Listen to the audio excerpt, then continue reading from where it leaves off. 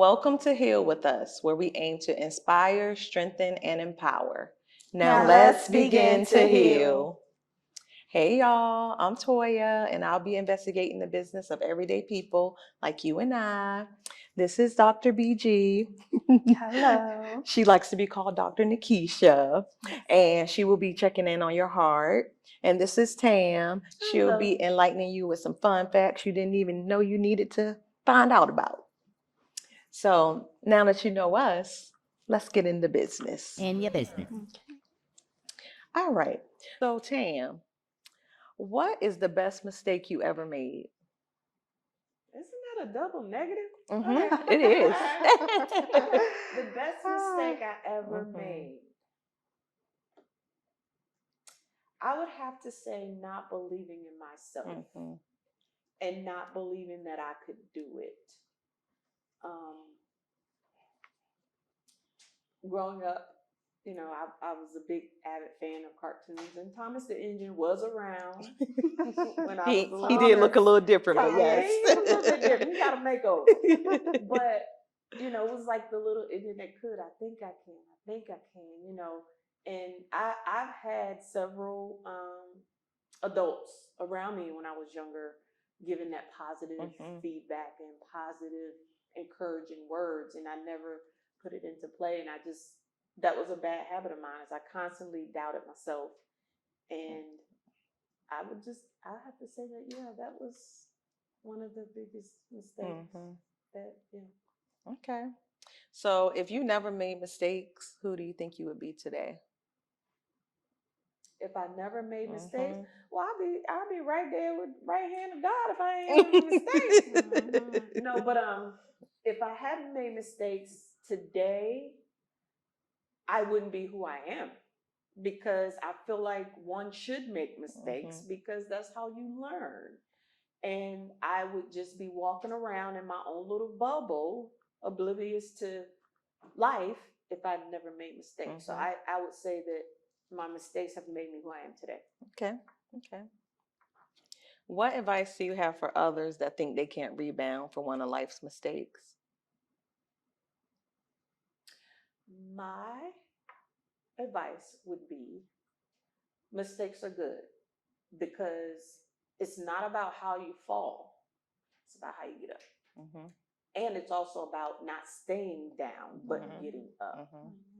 So that would be my advice. Okay. And how do you define failure? I define failure as, oh my God, I feel like I'm in a corporate interview. How do I define failure? I define it as not knowing. I don't think that anybody thinks that failure is something that is a choice, like we choose to fail. I just think majority of the time people fail because they don't know, or also sometimes you don't fully apply yourself because you have other obstacles or things holding you back from keeping you to apply yourself. So I would say that failure is the unknown. Thank you, Tam. All right, Dr. Nikkisha, let me get in your business. All right, then, let's go. What is the best mistake you ever made? The best mistake. So I'm interpreting that as something that seemed to be bad but turned out for my best. Honestly, I don't call any of my children a mistake, but they weren't all planned. So for me, that was one of the greatest blessings because it kept me focused. It gave me something other than myself. They gave me something other than myself to fight for and to live for, and just to aspire to be greater for. Yeah. So. And if you never made mistakes, who do you think you'd be today? So that's as Tamara said, like we wouldn't be human. I think my problem is not in the making mistakes, it's the perception of making mistakes. So for me, I feel like because I didn't get a lot of positive reinforcement when making mistakes, it led to and we talked about this in the other episodes, the self-condemnation, the self-doubt. So for me, that's what kind of hurt me. It wasn't the mistakes in and of themselves. It's just the response and the perception of, oh my gosh, this means if you're not doing everything perfectly, then something's wrong with you, which is, of course, we know incorrect. So yeah, thanks. But I mean, now it's made me a more compassionate person. So. What advice do you have for others that think they can't rebound from one of life's mistakes? I would tell them you're still breathing. You're still here, so you have a chance to prove yourself wrong, and not necessarily others wrong, because at the end of the day, it's about you. But as long as you have air in your lungs, you have a chance to get it right and for redemption. And how do you define failure? I don't like that word.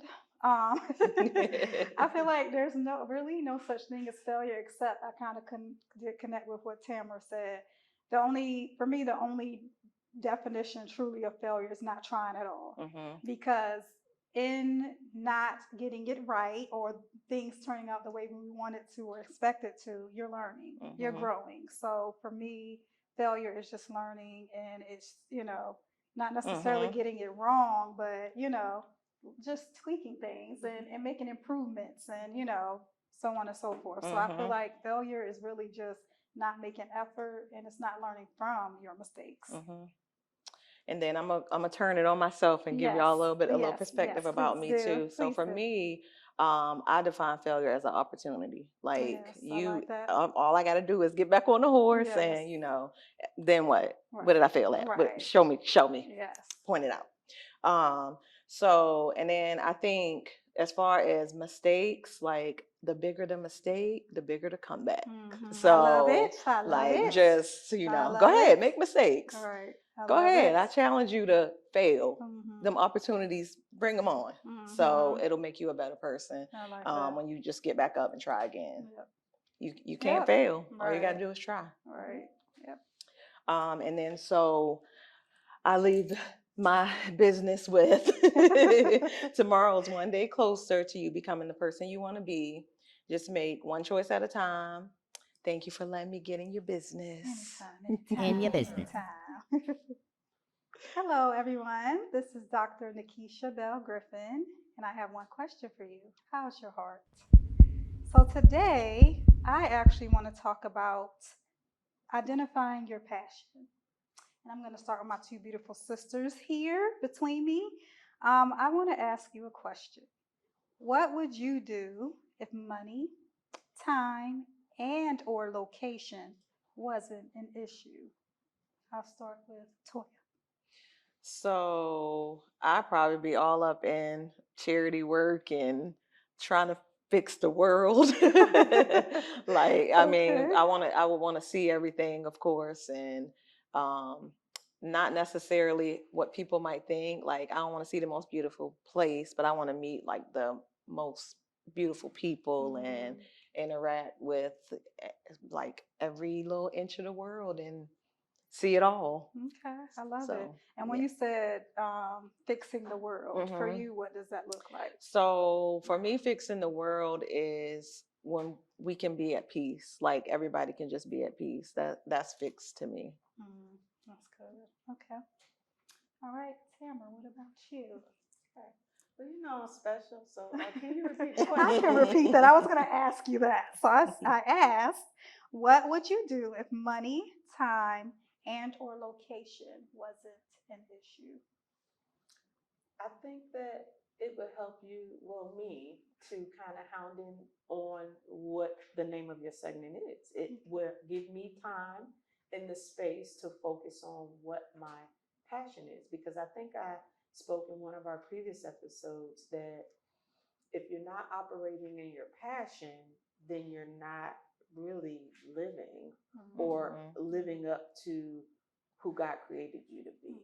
So I think that although Toya's response was a good Samaritan response, and now I'm like, should I say the same thing that I'll help people? No. But no, I think that if time and money and all those things that hold us down and bog us down in life now was not a thing, everyone could really focus on that passion. And once you find your passion and you're operating in your passion, you're happy.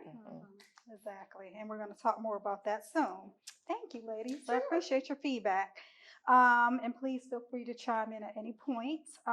So, I do want you to understand that when discovering your passion, you must identify 3 key elements. Okay. So, the first is that we must identify what we value. So, that could be integrity, respect, discipline, freedom, compassion, nurturance, sportsmanship, creativity. For me, I think it's definitely along the lines of nurturance. I just feel like I'm a nurturer by heart, the mother figure, as y'all know. So of course, that's tied into my passion, and I also value community. I value education. So those things are linked to my passion. What about you, Toya? What do you value? I think humanity in general for me, because I am very like empathetic to others around me. So if people are hurting, I'm hurting. So I think as long as, people around me, I might not necessarily even know them are hurting. I want to help or, so anything surrounding that, as long as I'm doing it, it doesn't matter if I'm just scrubbing the wall. If somebody need help with the corner down there, I got you. Or if I'm just taking a walk and somebody is in distress, I'm like, so did you need a hug? So yes, and she will do that. Yes. All right, yes, and it is the little things. It's not always big things. So I love that you said that. Scrubbing walls or whatever, you might bless somebody's soul. So yes. So Tamara, how about you? What are some things or one thing that you really value? For me, it would be integrity. And I say that because when it boils down to it, the only thing you have is your word. In order to reach people, heal people, touch people, the main thing that needs to be there is trust. And I feel like trust in your word, they need to see it. You need to exude it. It needs to come out your pores of trust so that you're laying that foundation to let those that you're trying to heal or reach know that it's okay.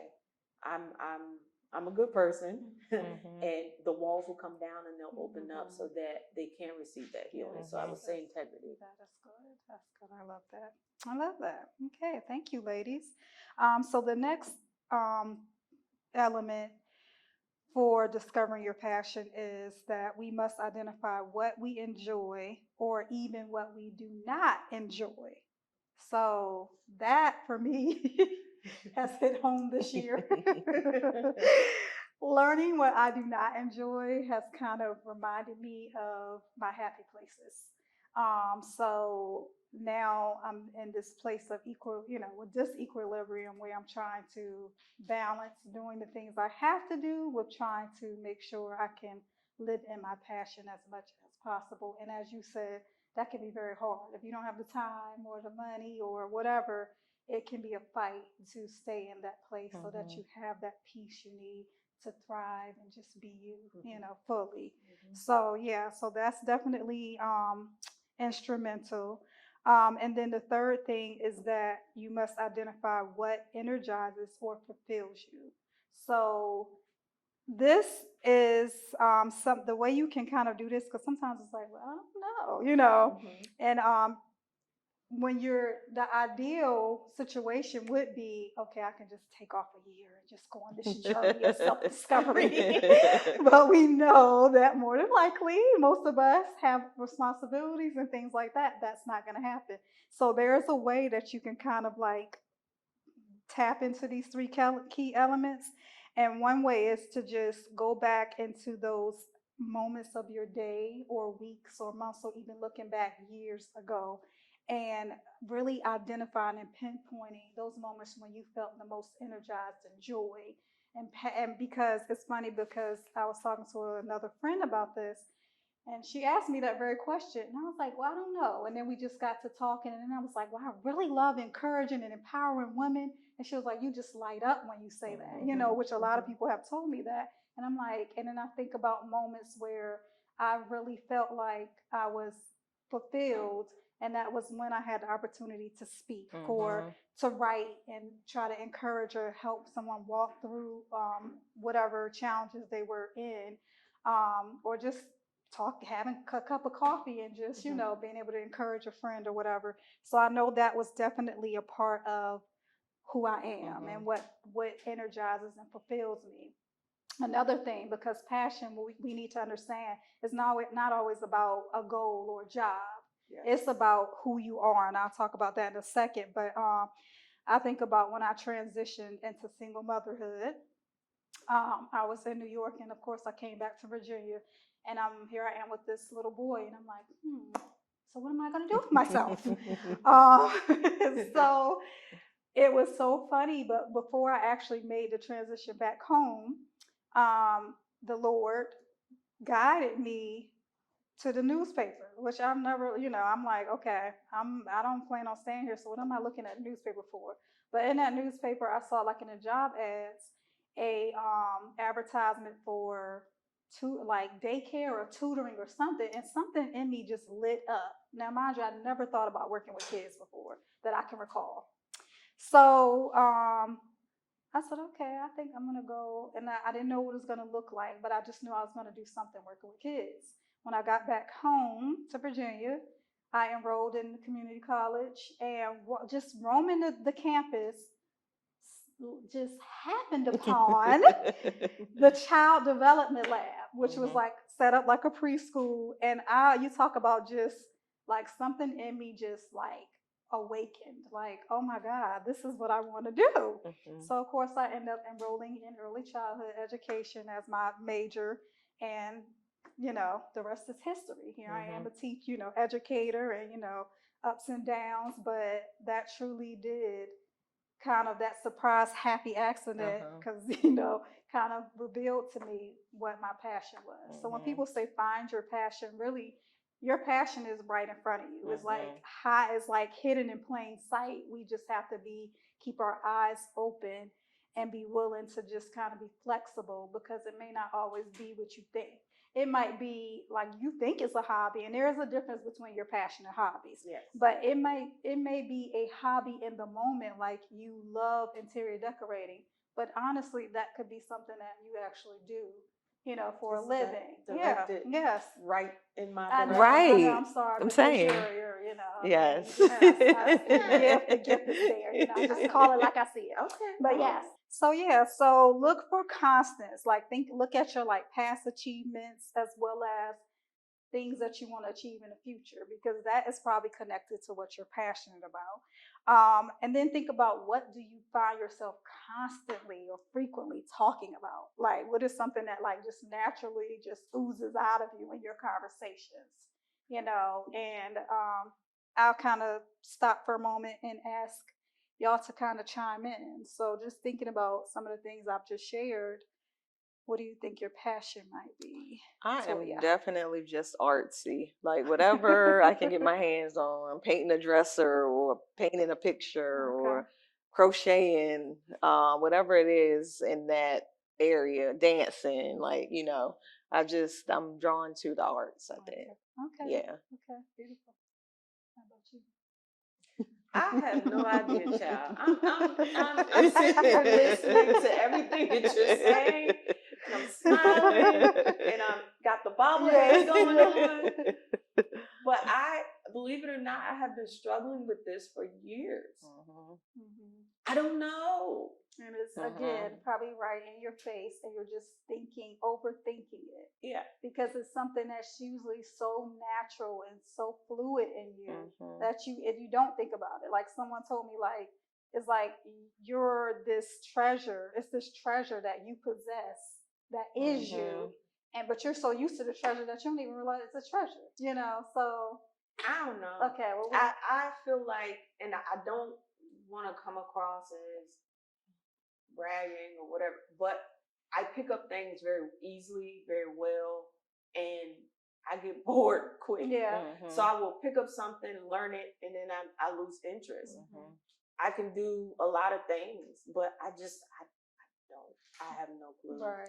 So I'm going to just chime on professional organizer, because not all people can pick up everything, and I'm on to the next thing. But I still got that skill set, but I'm gonna go ahead over here now because I'm interested in And that's so funny because you said something that you see, and you Mhm. said something Uh-huh. that you see, which I've heard numerous of times about Yes. both subjects. Mhm. But I also get this, and I'm like, oh, and I also get this, and this person Uh-huh. told me this, and I'm just like, Yes. but which one? Right. All Yeah. of them. All of them. And yes, all of them. And that's the thing. You don't, I mean, I think that's the problem too. We think that we are supposed to put our passion in just this one little perfect little category. Maybe that's Your it. passion is really, I'm going to make this quote from this study on, the study called Finding Your Passion, Work and the Authentic Self. And the young lady's name who did the study was Sarah James. She said authentic selfhood is tied to passion, being your true self or living out the true you, which is intricately connected to fulfillment and self-actualization. So passion is not about what you do, what you like doing. It's just about who you are. Like what really just sparks you, what just makes you feel the most truest form of yourself when you're in the midst of it, or when you're feeling that feeling, or so it's so much more than just the doing. It's part of just your desire, a part of your fire. Like I said, what energizes you, that more than likely is connected to your passion. If you are in a situation where you feel like you're about to poke your eyeballs out, that's not your passion. Okay, that's not your passion. So answer me this question. Riddle me this. Oh Lord, So I riddle you this. being that I don't know what my passion is, maybe I don't know myself. Oh, that's good, because one thing I remember what I just read. It's a part of, it's connected to fulfillment and self-actualization. Oh, so basically, in so many words, you're telling me I need to go talk to somebody. I need to sit on the couch. I mean, I didn't say all that, but Okay. if You you might doesn't need to need lay on the I mean, couch. I've gotten so many benefits from laying on the couch. So hey, yes, but it is true, and I think, like, I go back to what I said. Me doing what I did not enjoy showed me part of myself and who I was and who I wasn't. And I mean, it showed me so many things. It showed me my fears. It showed me my weaknesses. Like, I didn't realize I still struggle with people pleasing. Like, and because it's not just out, it's just not right, like in your face, but it's like, I noticed that I don't want people to feel almost like Toya said, I want you to be okay.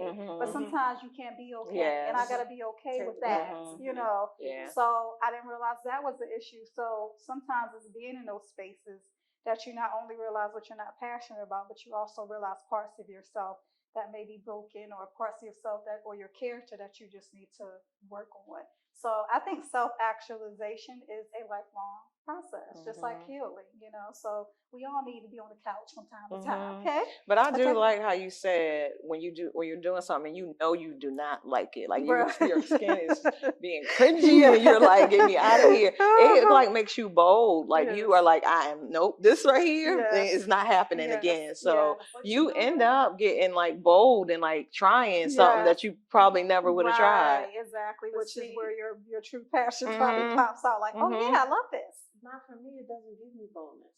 It gives me, if I'm doing something that I just is cringeworthy, I don't want to do it, I'll sit there and do it because of fear and anxiety. Yeah. I will so get good. If it's because if you're I'm comfortable doing that, it. Well, yeah, it becomes like second nature, like tying your shoe. Yeah.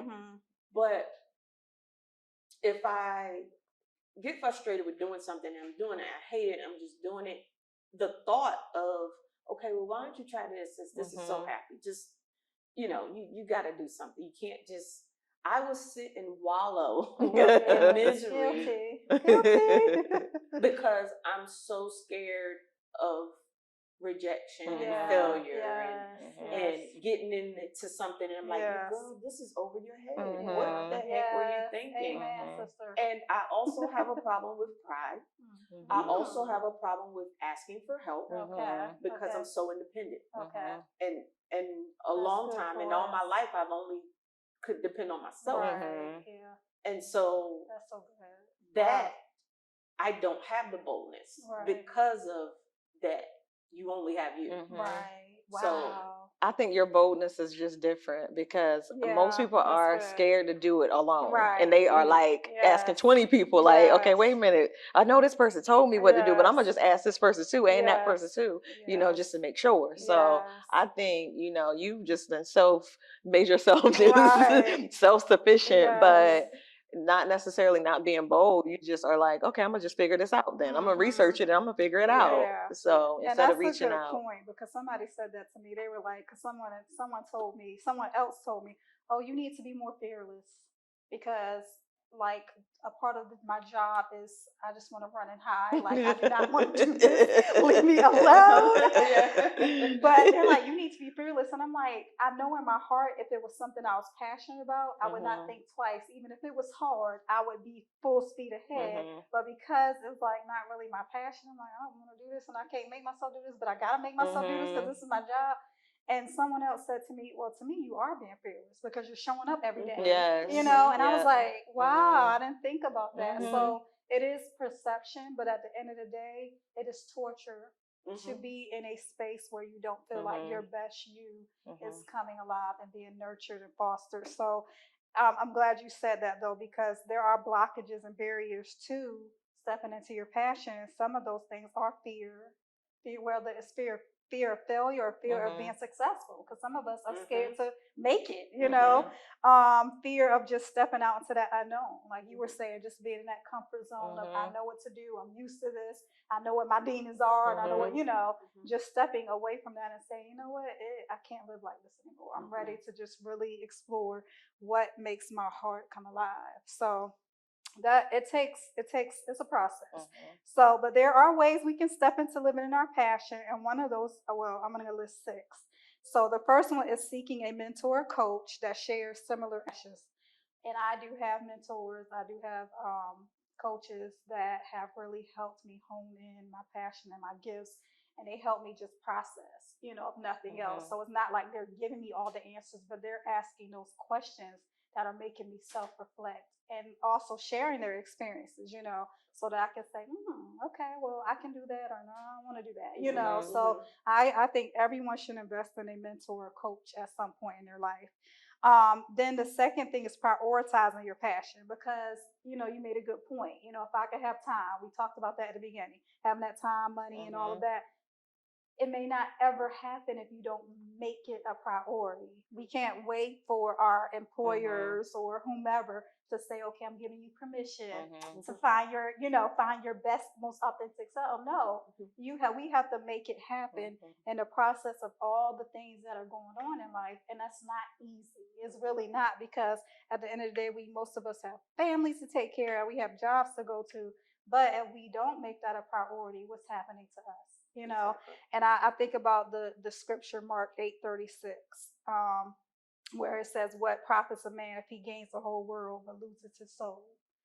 That world could be, oh, I'm making pretty good money at my job, or whatever, but you have all these things, but you're not living in your passion. You're not doing what makes you feel the most alive. You're really dying for real on the inside. So we got to prioritize our passion. The third thing is just being willing to stretch yourself, like we talked about, just willing to step into places that you normally wouldn't step into, because you never know. That may be the very thing that you're like, wow, I really like this.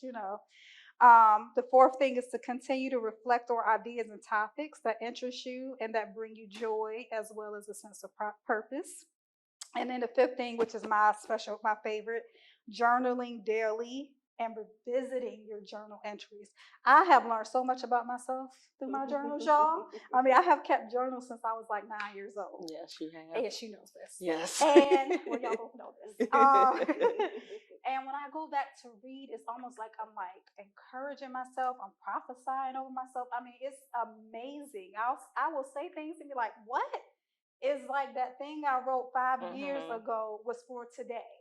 I mean, it just amazes me, but it also shows me like some of the things that I've always been passionate about, because I'll see like trends in my writing. Kind of like I'm always talking about just loving other people or just showing up well for God, or just whatever those things are that keep repeating themselves. I know, okay, this is a passion. And that goes the same for your struggles. Like I also noticed that I can get very pitiful. And I'm like, I need to get over that. Like, get out of your self-pity, girl. Like, what is wrong with you? Exactly. I don't know her. I do not. So yeah, so I would suggest everyone start journaling. And like Toya said, you're very artsy.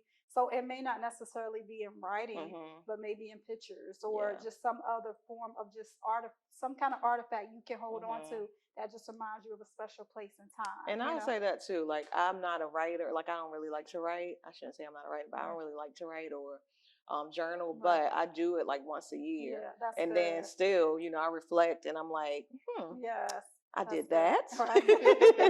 Oh, I forgot all about that one. Right. But yeah, so I think even if you just put something on paper that you can look at, it, like you said, exactly. you look back and you're like, oh, I've been like this. I've been consistent with this my whole life. Or I like that. And some people, I've even heard of some people writing letters to themselves. So even that could be beneficial. And then my last thing is number 6, write out the vision for your life. Because if you do that, you'll probably discover, well, this is what's most important. Like this is revealing exactly what I want. Because you're not writing it for somebody else. You're not trying to please a boss, or this is your vision. So write out the vision, make it plain, and run with it, as the word says. Because you're going to discover who you are as well as what makes your heart pump. Yeah. So that's all I have. Y'all want to add any comments, questions, or concerns? No. Okay. All right then. Some thoughts to think about. I'm feeling passionate. Yes, feeling very passionate. We're going to check. Okay, I'm glad you're feeling very passionate. We're going to check on Tamara and make sure that, she is on her way to kind of identify. And I pray that it just pops out at you like right in your face, like, oh, duh. Yeah, that's my prayer for you. But thank you all for just joining in on my segment of How's Your Heart, and we'll see you next time. Well, thank you, Keisha. You're welcome. Well, I'm sorry. I'm sorry. Dr. Nikkisha. Put some respect on that. Yes. Okay. Well, come on over here to the corner, the nerd corner. So our kind of show this episode here has the word happy. Happy. And so I want to talk about things that make us happy. And one of those things that I really want to focus on is like the last episodes. I talked about hormones and what your brain secretes. And one of the hormones that your brain secretes is called dopamine. And dopamine is known as the feel-good hormone. And it's a natural mood booster, and it's an important part of your brain's reward system. So, just an example, you've been watching what you eat, and you say, you know what, I'm gonna have a cheat day. So whatever your cheat day looks like, for me, it's cakes and cookies and pies. So I'll get a piece of cake and just eat that piece of cake, and mind you, you haven't had sugar in, let's say, 2-3 weeks. And that feeling you get when you put that piece of cake in your mouth, and you just get the warm fuzzies and just that feeling, that's dopamine.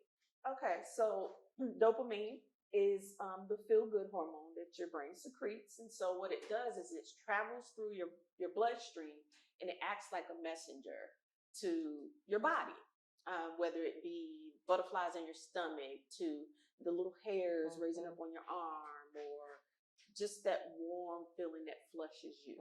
That's dopamine. Whatever the situation you may be in, and you have a moment where you feel good. If it's looking at a bird in a tree and it's singing, and it makes you feel a certain way, more towards happiness, that's dopamine.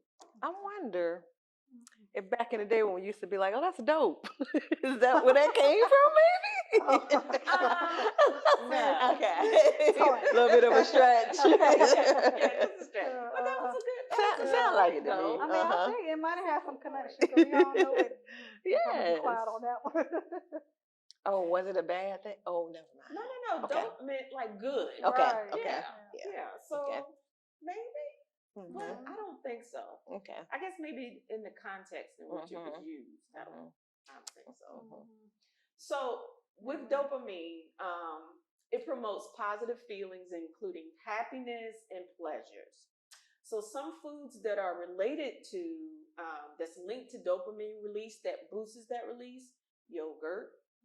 I don't know why, unless it's the frozen yogurt, because but if it's that other yogurt, no, I'm good.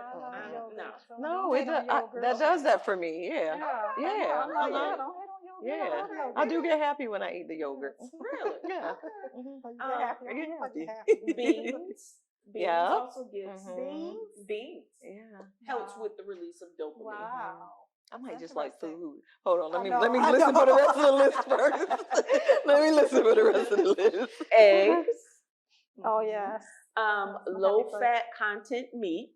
So like turkey or lamb veal if you eat it, or and also almonds. Oh, okay. They're all on my list. They're all on her list. I'm happy all the time. Another one I have for you, because I'm big on teas. Oh, yeah. Green tea also helps increase those levels of dopamine. Okay. So another element that I wanted to talk about dopamine and happiness is we all listen to music, right? And music is like the universal language for everyone. And so I'm just kind of break down like the science of music and sound that would help with happiness. So the frequency 10 megahertz is also known as the happiness frequency. And within that range of alpha waves, they're measured between, so the happiness frequency is measured between 8 to 12 hertz, but 10 is like right there at it. So music that has about 60 beats per minute can cause the brain to synchronize with the beat, which causes the alpha brain waves in your brain to help them relax. Okay, so listening to music has a positive effect on emotions as well as psychological benefits. Music impacts your endocrine system. So your endocrine system mostly is found, up in this area, and the automatic nervous system as well. It increases the level of dopamine and decreases the hormone cortisol. So maybe I'll spend another episode talking about cortisol. Okay. Not evil. Not eval. Yeah. Which cortisone is related to stress. So yeah. However, we only reap, I guess maybe this would be my fun fact. We only reap these benefits when we listen to music we enjoy. That makes sense. Music we enjoy. But new music can also stimulate the same response if it's similar to other music that we like. Okay. So, we all had or have teenagers. And this music that they listen to today, it's not something that, I fully enjoy. But, you want to be hip. You want to be that hip parent or the hip auntie and try to relate to their music. And so you listen to it, but in the back of your mind, like, this garbage, what is making me nervous? Exactly. So, which is what our parents said like they about got exactly. They really exactly. did. They really did. So, how you may ask, well, how does sound help with healing? So it has an array of cognitive and physical benefits. So it helps reduce stress and anxiety. It improves your function and concentration. So like during the day when I'm working, I always have some sort of music playing in the background. I subscribe to Pandora, and they have different little music, I guess, stations that can cater to different things that you're doing. So there's a study station that I listen to where it plays mostly musics at a certain hertz that help you to focus. Okay. So they have different types of Yeah, know, right? they have a station called Smart The Music. smart music. Yeah, they have a station that's called Wow. Crafting. Like, so Oh, wow. it's certain That's songs interesting. or music that's played at a certain hertz that will help you focus and relax and make you feel a little happy. Physically, it helps reduce music and sound, helps reduce inflammation, it relieves pain, and improves circulation. So I read studies. I love psychologytoday.com, that website. Me too. Very good Yeah. articles on there. Yes. But I also read an article on there that talks about sound healing and doctors using it to treat people with constant pain. Wow. And just talking about how it helped. It's almost like, a person that has like a service dog. Well, they use music and sound for treatment. I don't know if you ever heard of this new phase that's out now called sound baths. I don't heard know if that you one. ever. Okay. Well, it's these different size of bowls, and they're I don't know if they're glass or clay, but when you hit them with a mallet and it rings out a certain sound, and these sounds, the different pitches, I like it. help with healing and I can help see you that. concentrate. I can see that. So in your spare time, and if it's something that you guys would like me to talk about, Google or look up sound baths. Okay, so now I want to get into the physics of sound. So the way that we hear music is in a series of steps that process sound vibrations, and it triggers reactions in the brain.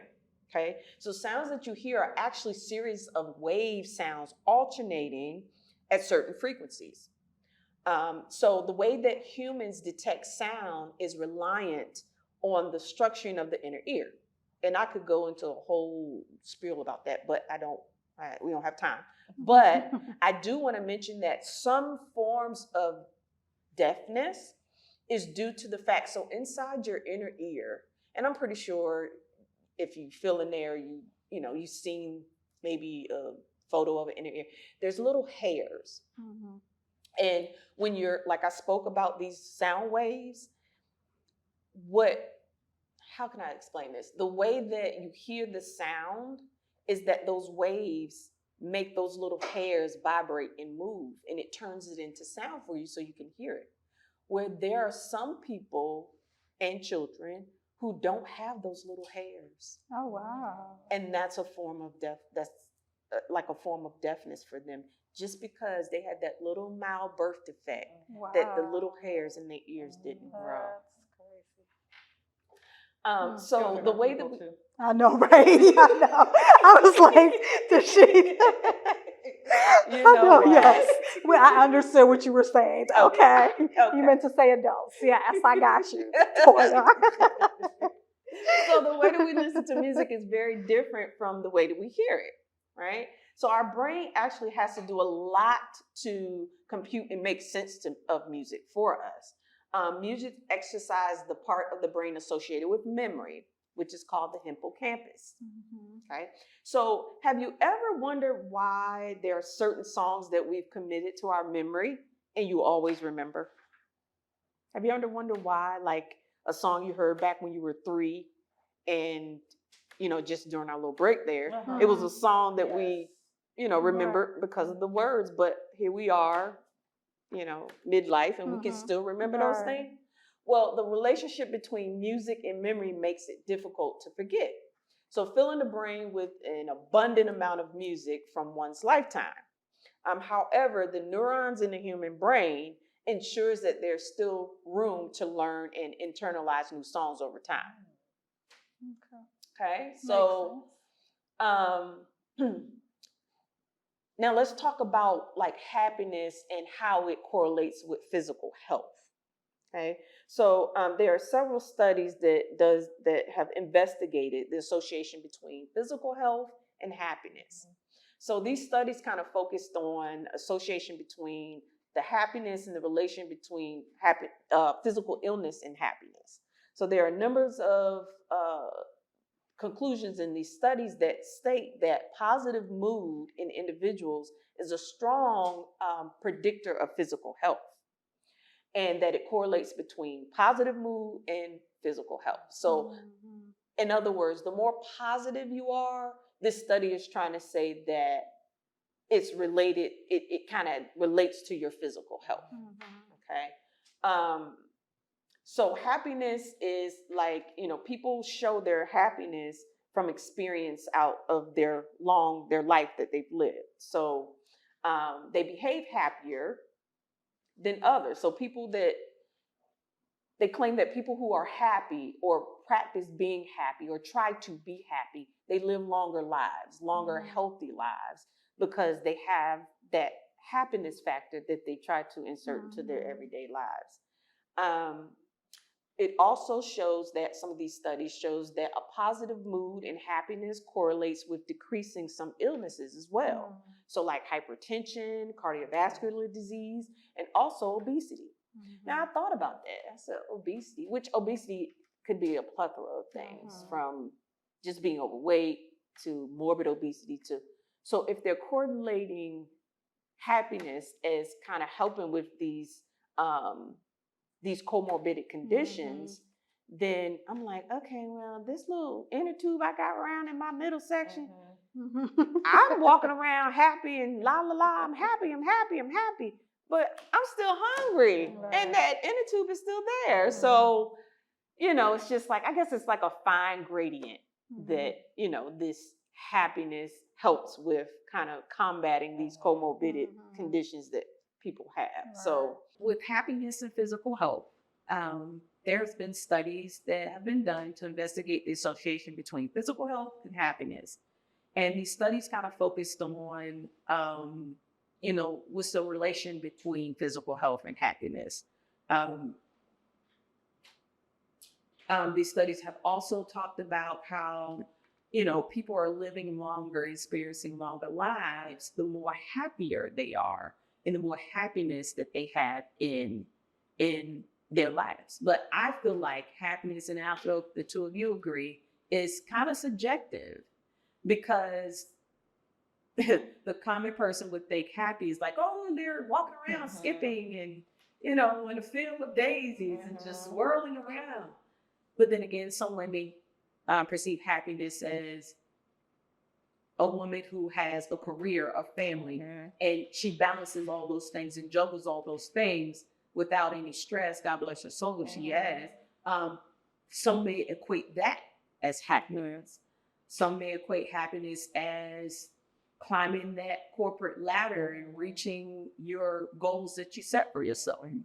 So I think happiness is kind of subjective when you're looking at these studies. And I agree, because I've always been, well, not always, but over the past few years, I've heard a lot of people say that happiness is circumstantial. So basically, it's based on your circumstances, whereas joy is never in. Like joy is not about what's going right or wrong. It's about just what's inside my inner peace, my inner sense of just knowing that I'm okay. So I think it is very subjective. But also made me think about the Proverbs when you were talking about how people live longer. Where it says, I'm going to quote it and keep Dr. Bell-Griffin terms, because I forgot exactly how it's written. Okay. But basically, a cheerful heart is medicine to the bones. So basically, that's kind of saying the same thing. Like your disposition, your peace, your happiness does impact your body. It impacts your health. So it is important, regardless of if it's subjective or not. Yeah, it's very important. Yeah. I wish that happiness and talk to this left hip. That bone. Yeah. And get up at night or in the chair and the bones popping. It's like somebody shoot. No, it's just my bone. But no, all jokes aside, that's a good point. Yeah. That's a good point, and I like that proverb. Like, yeah. We'll give y'all the exact proverb later, but yeah. Okay, no problem.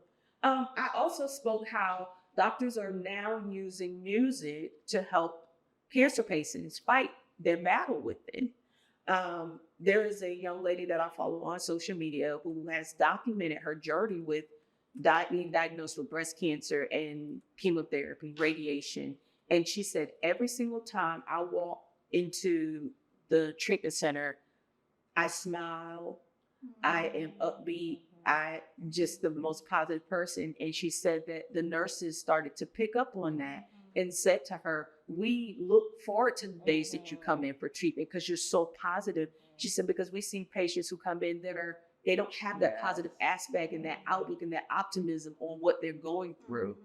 And, the nurses said, we want to tell them so bad that if you just switch the way that you look at the circumstance and try to insert happiness somewhere in there, it will heal so much better. And this journey would be a lot lighter of a load to carry. And that life in general. Oh my God. We could just go through hard stuff, smiling and happy and cheerful, whatever that looks like for you. It will make things easier. It's not necessarily saying everything will be resolved Exactly. or turn out the way you want it, but at least you're going through it and you're still enjoying yourself. So yeah, that's a battle in and of itself. Yeah, it is. You got to fight for that happiness. It is. It really is. And my last point I want to say about music therapy is that during the cancer treatments, it increases the positive emotions in the individual with cancer, which have shown to significantly affect the treating and dealing with cancer. So it's showing that oncologists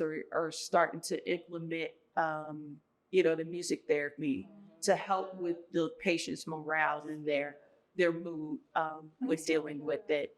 I remember my aunt, when COVID was really at its height, she was in the hospital and she was, getting out of it, and then something else happened. Well, I went to go visit her in the hospital, and on this particular floor, they used pet therapy. And so I came to see her, and she was like, "Oh, it's just the time to meet my buddy." And I'm like, "Your buddy? Okay, all right." She said, "Oh, he'll be here in a minute. You'll meet him." And so he comes in, and it was a dog. And his name was Skip. No. Cutest thing ever. And so I just started talking with the therapist that, I was like, so what is this program? So they have different types of animals, but it's shown that dogs and cats, lifts your spirits and your moods and help people with cats and dogs live longer, healthier lives because it's the companion and the dogs and cats. Well, we can't say cats because they're so self-sufficient, but dogs, they don't judge you. They love you regardless. Right. You could be mean to a dog and they'll come right back to you and love you and lick you and just wag their tail.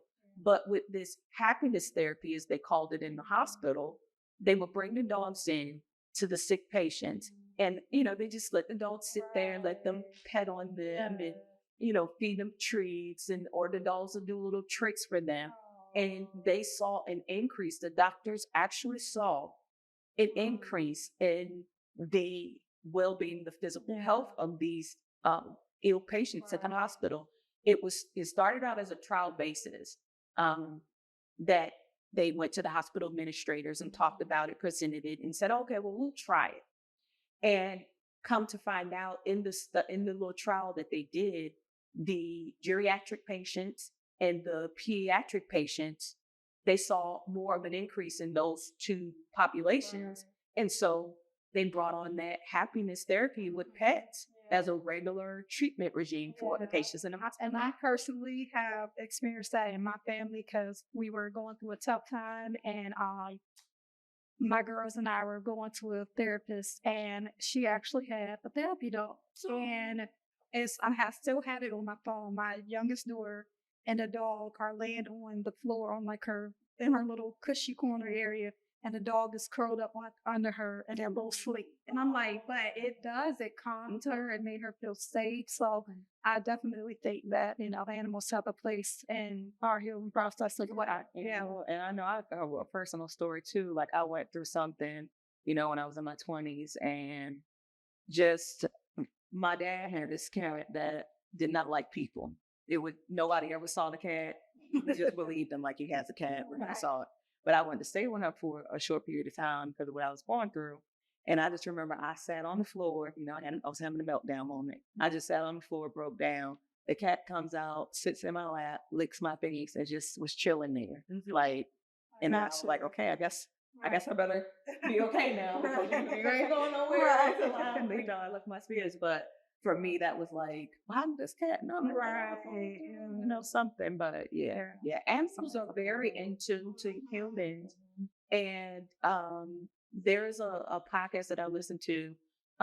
And one of the episodes they were talking about pets. And this one particular pet, the lady, she said her pet she would come home and it would put its head like right on the left side of her all the time. Like she would get up and try to move it on. The dog would just stay stuck to her. And she said she just couldn't figure out why this dog would, so she would, you know, try to pick him up or move on him. He would come right back and just stick right there. And sometimes she said he would just take his nose and just put it right. And so she said weeks of that happening, after a while, she started to feel a pain where the dog would put in a lay and would not move. And so she said, well, let me go to the doctor and, you know, see what's going on. You know, she said she took medicine, nothing was happening. Come to find out, she had a very big kidney stone. Wow. This dog picked up one. Yeah, I've heard of animals. I thought they had been trained to do that. Well, clearly they don't, because I've heard of dogs being able to smell sickness. Yeah. And she said they thought it, and she said it was, I forgot the percentage of blockage that it was blocking her kidney, her renal function. But when they went in to look, the stone was so big that she wouldn't have been able to pass it. So they had to do emergency surgery. So, you know, but you can find happiness in numerous of things. But I just thought that was kind of unique that the hospital instilled this in to help the sick patients with using animals and music therapy as well. I know that unfortunately when my father was on his deathbed, in the room right beside his bed, the nurse would play music. And as you're walking into this unit where he was, it was unfortunately a lot of patients in there that were, you know, about to expire. And every room had something of a music type thing to play. And although, you know, when you expire, when you pass away for a certain amount of time, you still can hear. Oh, wow. You still can hear. You still can hear. And, you know, they play this music to kind of help it, because it is a peaceful type of situation that's going on. Just like you think about giving birth. That is a very peaceful and like a serene type of moment that's going on. So same thing with death. Yeah, very painful with death as well, you know. So to see that in the room and the playing the music, I just thought that, you know, that's a very good thing that, you know, they're incorporating this music therapy, even though that this person's at the end of life, but they're still incorporating music to kind of help that peaceful transition. So I encourage everybody to incorporate music, especially when you're trying to focus or you're trying to concentrate on something or just concentrating, or even if you know, whatever literature, or if you read the Bible, put some music on in the background, and see how music helps you heal, and also improves your mood and makes you happy. So yeah, it's true. Love it. So yeah, That was good. incorporate some music. Yeah, it do. Well, thank you. That was awesome. Always learning great things. Always. Thank you for joining us for another episode of Heal With Us. And remember, healing is a process, so take it one day at a time. And you can also contact us on all social media platforms. Email any questions or comments or any episode ideas or any information that you would like to hear from any one of us at HealWithUS3@gmail.com. Heal with us.